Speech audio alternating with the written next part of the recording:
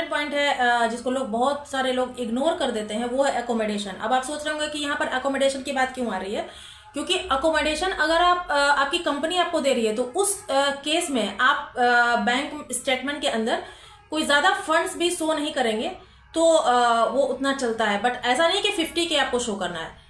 और अगर आप खुद से मैनेज करते हैं अकोमोडेशन तो आपको अच्छे फंड्स वहां पर शो करने होते हैं बैंक स्टेटमेंट के अंदर। तो इस बात का ध्यान रखिएगा कि कंपनी आपको अकोमोडेशन दे रही है तो उस केस में आपको ज्यादा टेंशन लेने की जरूरत नहीं है। बट हाँ, आपको स्टेटमेंट आपको अच्छा रखना होगा।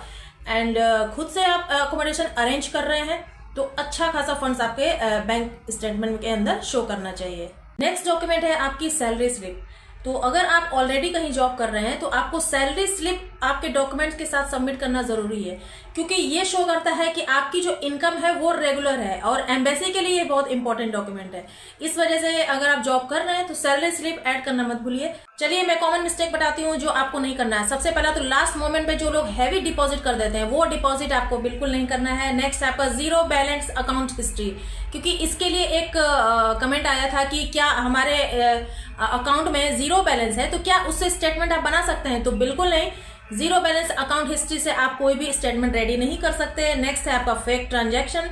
फेक ट्रांजैक्शन आपको नहीं दिखाना है। और आपके अगर डॉक्यूमेंट पे बैंक स्टेटमेंट पे अगर आपका स्टैंप नहीं है या फिर इनकम्प्लीट स्टेटमेंट है तो उसको भी आप सबमिट नहीं कर सकते। और सिर्फ एक अकाउंट जो है आपको दिखाना है जो मल्टीपल हो।